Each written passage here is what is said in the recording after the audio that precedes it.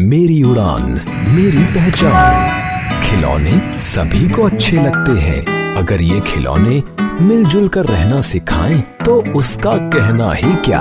आओ इस काल्पनिक कहानी से कुछ सीखें। हवाई जहाज नीले व सफेद रंग का एक खिलौना है। इसके आसपास दो चमकदार पंख हैं। इस पर एक नीली बत्ती लगी हुई है। चलते समय यह बोलता है, मेरी उड़ान मेरी पहचान। खिलौनों की दुकान में हवाई जहाज को देखकर पुलकित उसे पाने के लिए मचल उठा। पुलकित की जिद सुनकर हवाई जहाज बहुत खुश हुआ। उसे खुद पर गर्व महसूस होने लगा। माँ ने पुलकित को हवाई जहाज खरीद कर दिया। पुलकित ने माँ को धन्यवाद दिया और घर जाकर वह खेलने लगा। बाद में उसने उसे अपने खिलौनों के कमरे में रख दिया। वहां रखा टेडी भालू हवाई जहाज को देखकर मुस्कुराया। वह बोला, तुम्हारा स्वागत है हवाई जहाज भैया। पर हवाई जहाज ने कुछ उत्तर नहीं दिया। तभी मीशू गुड़िया बोली, क्या तुम हमें अपनी सवारी करवाओगे? हवाई जहाज अब भी चुप रहा। उसने अन्य खिलौनों से मित्रता करने की कोई कोशिश नहीं की।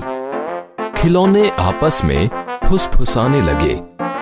यह हवाई जहाज बहुत घमंडी है। वह खुद को हम सबसे ज्यादा सुंदर समझता है। हमारी छुक्कू रेलगाड़ी को देखो, वह कितनी अच्छी है। हमें रोज सवारी करवाती है। एक शाम पुलकित के चाचा के बच्चे रोहित व कनिका उसके घर खेलने आए। उन्होंने कई बार हवाई जहाज को उड़ाया। वह बहुत थक गया। उड़ते उड़ते वह दूसरे कमरे के पलंग के नीचे जा गिरा। गिरने से हवाई जहाज के चमकदार पंख निकलकर गिर गए। उसके शरीर पर बहुत सी खरोंचें आ गईं। बत्ती टूट गई। रोहित व कनिका के जाने के बाद पुलकित घर आकर सो गया। इधर बिंगो हाथी को हवाई जहाज की बहुत चिंता हो रही थी। वह बोला, हवाई जहाज वापस नहीं आया है। हमें उसे ढूंढना चाहिए। बिंगो की बात सुनकर टुक टुक कुत्ता बोला, हमें क्या जरूरत है उसे ढूंढने की? वह तो हमसे बात भी नहीं करता था। टुक टुक, तुम्हारी बात सही है, पर इस समय मुसीबत में हमें उसकी मदद करनी चाहिए। मीशू गुड़िया ने समझाया। सभी खिलौने मान गए। वे सभी छुक्कू रेलगाड़ी में बैठकर उसे ढूंढने लगे। अचानक उन्हें पलंग के नीचे से हवाई जहाज के सुबकने की आवाज सुनाई दी। वे दौड़कर उधर गए। वे हवाई जहाज को उठाकर वापस खिलौनों के कमरे में ले आए। सबने मिलकर उसकी धूल झाड़ी। उन्होंने उसकी बत्ती फिर से लगा दी।